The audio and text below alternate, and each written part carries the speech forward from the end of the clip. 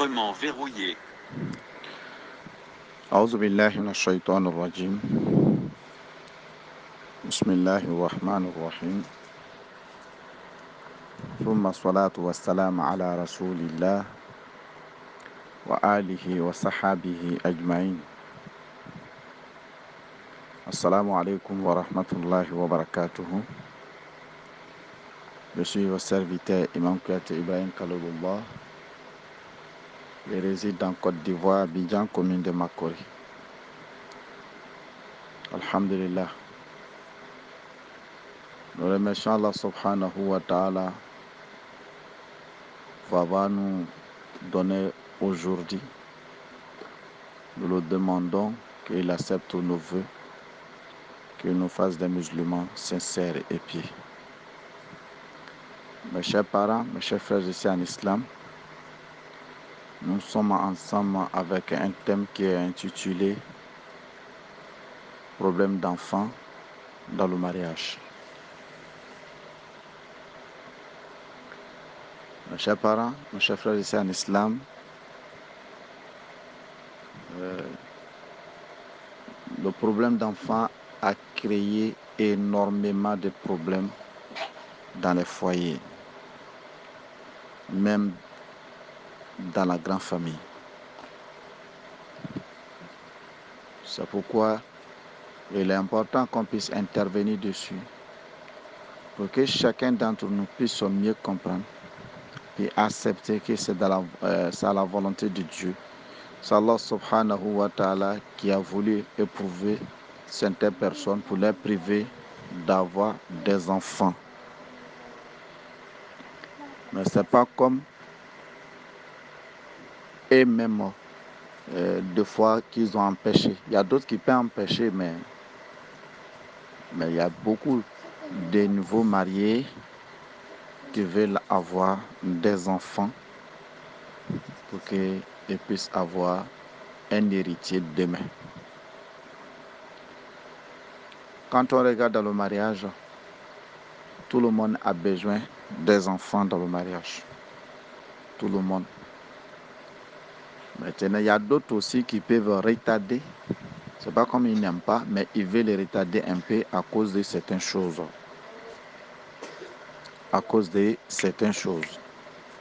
Donc, pour nous dire que le préva des problèmes d'enfants, ça y est dans la communauté, ça y est partout. Mes chers parents, mes chers frères ici en islam, le monsieur avec sa femme, ils se sont choisis pour qu'ils puissent rester ensemble pour leur vie. Quand le mariage arrive à 1 an, les parents ne voient pas un enfant et commencent à s'inquiéter. Les parents de monsieur surtout, ils commencent à s'inquiéter. Ils commencent à murmurer en disant que toi, ta femme a quel problème? Pourquoi elle ne trouve pas enfant? Elle a quoi? Le monsieur aussi, arrivé à un moment aussi, lui aussi, il a besoin d'1 an. Il va essayer de demander à sa femme. En ce moment aussi, la femme aussi, elle est inquiétée. Ça fait 1 an, elle n'a pas encore trouvé un enfant. Voici le problème qui commence. Le monsieur va demander à sa femme va dire, ah, moi aussi j'ai constaté, vraiment, ça fait 1 an, je n'ai pas encore trouvé enfant. Il ne sait pas il y a quel problème. Il y a d'autres parents qui acceptent, ils donnent solution à, comment on appelle, à les belles-filles. Et les orientent envers vraiment ceux qui peuvent les aider pour qu'ils puissent avoir des médicaments pour soutenir l'enfant. La fille plutôt, pour qu'elle puisse enfanter un jour. Des fois, c'est la maman même de le monsieur qui va créer une autre situation pour que la femme puisse trouver solution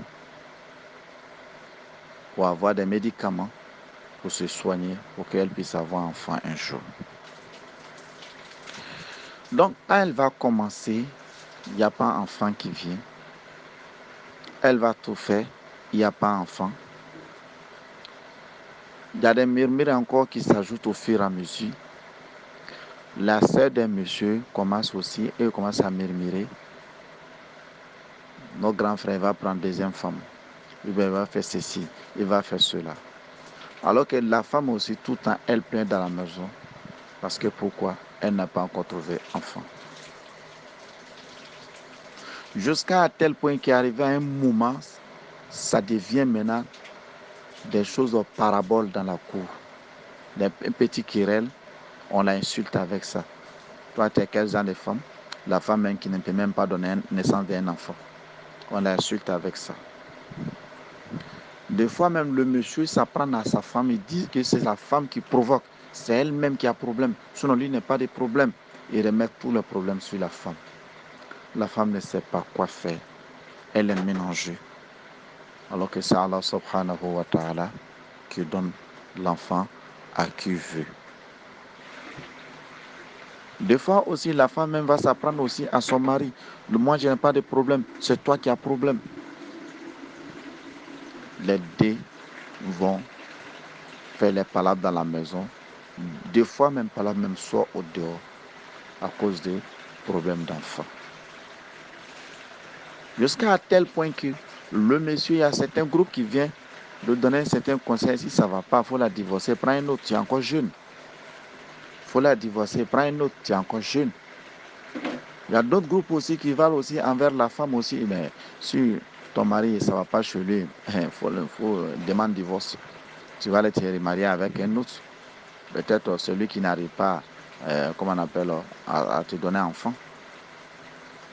Vous voyez des problèmes. Donc, les deux groupes cherchent à diviser les mariés à cause des problèmes d'enfants.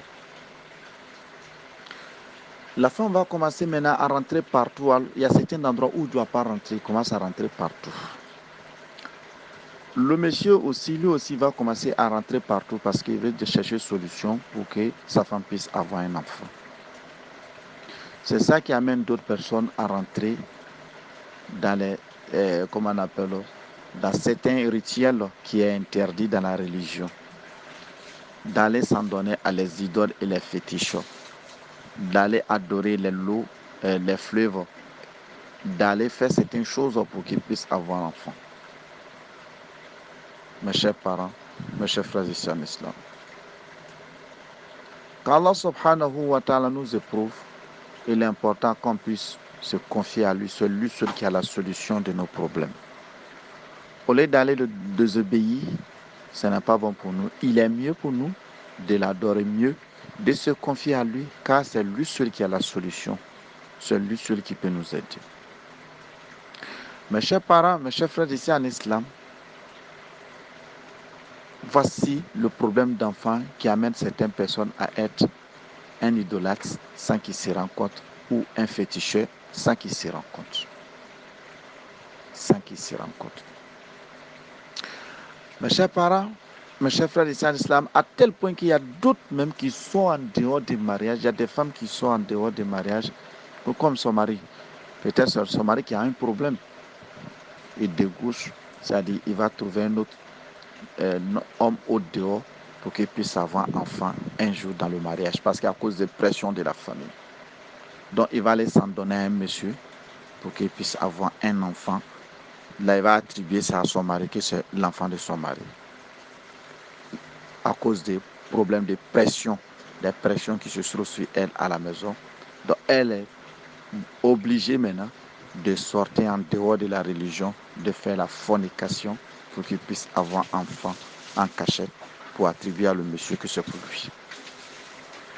À tel point que aussi il y a le monsieur aussi des fois qui soit aussi, lui il va les tenter au dehors pour voir si la femme ne peut pas donner un enfant, il va aller faire la fornication au dehors pour qu'il puisse avoir un enfant. Il désobéit à Allah subhanahu wa ta'ala à cause de la recherche d'un enfant. Mais tout ça là, ce qui provoque, c'est pression de la famille, pression de frères et sœurs, pression des camarades, etc. Mes chers parents, mes chers frères ici en islam, le problème d'enfant n'est pas commencé sur nous seulement. Même les prophètes ont eu ce genre de problème. Le prophète Zacharia, alayhi salam, a eu problème d'enfant. Dieu lui a donné enfant jusqu'à l'âge avancé, vers 100 ans. Sans ce moment, lui a trouvé son premier enfant. Après avoir demandé à Allah subhanahu wa ta'ala. Car il a demandé à Dieu, première solution, Allah n'a qu'à lui donner un enfant, l'enfant qui peut le hériter. Allah subhanahu wa ta'ala a donné Yahya à Sayyidina Zakaria comme son enfant. Nabi Ibrahim alayhi salam aussi avait même problème aussi. Il s'adressait à Allah subhanahu wa ta'ala. Allah lui a donné un enfant, premier enfant qu'il lui a donné, il s'appelle Ismaël alayhi salam. Deuxième enfant s'appelle Ishaq. Après âge avancé, c'est-à-dire à l'âge de 100 et quelques années, en ce moment, lui, il a trouvé ses premiers enfants, ainsi que son deuxième enfant. Ça, c'est Nabi Ibrahim alayhi salam. Mes chers parents, mes chers frères ici en islam, il y a d'autres même, les femmes tombent en grossesse, mais grossesse ne reste pas, ça tombe en cours de route. Ça tombe en cours de route à cause de problèmes de santé. À cause des problèmes de santé. Ce qu'on peut dire à nos frères et sœurs, quand ce genre de cas arrivent, première chose d'abord, confions-nous à Allah subhanahu wa ta'ala. Les parents doivent donner conseil à leurs enfants pour ne pas qu'ils puissent dérailler, puissent faire certaines choses que Dieu n'aime pas. Il doit leur donner conseil sans faire des pressions derrière eux. Ce n'est pas eux-mêmes qui se donnent enfants, car c'est Allah subhanahu wa ta'ala qui donne enfants. Mes chers parents, mes chers frères ici en islam, problème d'enfant, il y a certaines choses aussi qui peuvent provoquer. D'abord, il y a problème de maladie qui peut provoquer. Il y a deux types de maladies. Il y a maladie naturelle, il y a maladie aussi qui est basée sur mystique. Ça peut provoquer. Il y a des maladies aussi qui s'installent dans le vagin de la femme. Ça peut être maladie mystique, comme ça peut être maladie naturelle. Ça aussi, ça peut provoquer ça. Il y a des maladies aussi qui peuvent s'installer aussi sur le parti génital de le monsieur, c'est-à-dire, au fond, ça peut créer aussi ce genre de problème. Ça peut être maladie mystique, comme ça peut être maladie naturelle. Mes chers parents, il y a beaucoup de maladies qui peuvent nous amener c'est-à-dire qui viennent nous amener comme on appelle, à avoir épreuve de problèmes d'enfant. Donc, mes chers parents, mes chers frères ici en islam, voici le problème d'enfant qui est là. Maintenant, concernant pour la femme, des fois, si c'est un problème mystique, mari de nuit qui vient se coucher avec elle, ils injectent le problème. C'est pas comme elle peut pas enfanter. Elle peut avoir enfant, mais deux fois, mais il y a d'autres qui tombent en grossesse. 1 mois, 2 mois, grossesse tombe. Il y a d'autres même, 1 semaine, grossesse tombe. Donc, voici comment ça se passe. Mes chers parents, mes chers frères ici en islam, c'est pourquoi il est important de donner conseil à les deux personnes pour qu'ils puissent mieux comprendre. Pour qu'ils puissent mieux comprendre. Pour ne pas qu'ils s'en donnent à certaines choses qui sont interdites dans la religion, qui n'est pas permis dans la religion. Que Dieu nous donne une bonne compréhension, que Dieu nous facilite. Mes chers parents, mes chers frères ici en islam, concernant la maladie mystique, spermatozoïde, il peut affaiblir cela. Si le monsieur, il se trouve qu'il y a femme de nuit aussi qui vient envers lui, il peut affaiblir ce spermatozoïde à tel point que les spermatozoïdes ne peuvent pas avoir courage de pénétrer dans le vagin de la femme pour qu'il soit un enfant demain. Ça devient un problème. Il y a d'autres maladies aussi qui est liées à ça, qui est problème faiblesse sexuelle aussi, qui peut provoquer problème d'enfant. Voici des facteurs qui peuvent nous amener. Mais comme on n'a pas beaucoup de temps, on ne peut pas rentrer dans tous les détails. On fait que seulement toucher quelques parties pour qu'on puisse mieux comprendre. Pour qu'on puisse comprendre que ce n'est pas la femme qui crée, ou bien ce n'est pas l'homme même qui crée ce genre de problèmes. C'est cas des maladies. C'est Allah subhanahu wa ta'ala aussi qui les éprouve aussi avec cette maladie aussi. Mais quand ce genre de cas vient, première chose d'abord qu'on doit faire, c'est la prière. On se confie à Allah subhanahu wa ta'ala. Après ça, maintenant, on cherche maintenant les solutions dans la voie licite. On peut approcher à ceux qui pratiquent médecine prophétique pour qu'ils puissent nous aider pour qu'on puisse avoir un enfant un jour. Si c'est problème mystique ou d'autres problèmes, il y a des plantes aussi qui sont là qui peuvent nous soutenir sur ce plan-là. À travers nos recherches, on a trouvé des plantes aussi qui peuvent nous soutenir sur ce plan, qui peuvent nous aider à solutionner ce plan-là, par la volonté d'Allah subhanahu wa ta'ala. Il ne faut pas qu'on va s'inquiéter si ce genre de cas vient, au lieu d'aller s'en donner, d'aller créer, ou bien d'aller signer des pactes ailleurs. Non, il est important de s'approcher à ceux qui maîtrisent les plantes dans la voie licite pour qu'ils puissent nous aider. À ceux aussi qui pratiquent, comment on appelle, le médecine prophétique pour qu'ils puissent nous soutenir. Au lieu d'aller s'en donner à certaines choses qui sont interdites. Comme on vous a dit, dans nos recherches, on a trouvé certaines choses, des plantes à travers des plantes. Si, alhamdulillah, on met ça en application, Allah subhanahu wa ta'ala peut nous aider. Le monsieur qui a problème, si son spermatozoïde, ça va solutionner cela. La femme aussi qui a problème de vagin, qui a problème qui peut empêcher l'enfant, qui a un problème naturel comme problème mystique, Inch'Allah ta'ala, si on s'en donne à la plante qu'on a ici, ça va nous aider par la volonté de Dieu pour avoir ce qu'on a besoin comme enfant. Que Dieu nous facilite. Mes chers parents, mes chers frères ici en islam, ce genre de cas a amené beaucoup de problèmes dans nos différentes familles. Parce qu'il y a des mariages 2 ans et se divorcent parce que la femme ne trouve pas enfant. Il y a des mariages 3 ans, la femme s'enfuit parce que le monsieur ne trouve pas enfant. Il ne faut pas qu'on va faire ça. Allah subhanahu wa ta'ala n'est pas aimé divorce. Quand ce genre de cas vient, il est important de se confier d'abord à Dieu. Après ça, on cherche maintenant voies et moyens à travers les plantes, à travers la médecine prophétique pour se soigner. Mes chers parents, mes chers frères ici en islam, c'est Allah subhanahu wa ta'ala qui nous donne enfant. Allah subhanahu wa ta'ala qui nous donne enfant. C'est lui seul qui est habilité à nous donner aussi enfant. Un féticheur ne peut pas te donner enfant. Un guérisseur ne peut pas te donner enfant. Un docteur ne peut pas te donner enfant. C'est Allah subhanahu wa ta'ala seul qui peut te donner enfant. Mais on peut suivre des causes pour que Allah subhanahu wa ta'ala puisse nous soutenir. Pour que Allah subhanahu wa ta'ala puisse nous soutenir. Mais pour aller se confier à un fleuve, que le fleuve peut te donner enfant, non. Ça, c'est l'idolâtrie. Ou pour aller se confier à, comme on appelle, grand arbre de village, cela est interdit. Faites attention. Nabi Ibrahim s'adresserait à Dieu. Dieu lui a donné enfant. Nabi Zakaria a s'adressé à Dieu.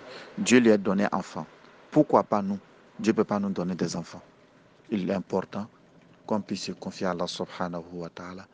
Allah subhanahu wa ta'ala a créé les enfants pour nous. Dieu n'a pas besoin de ça.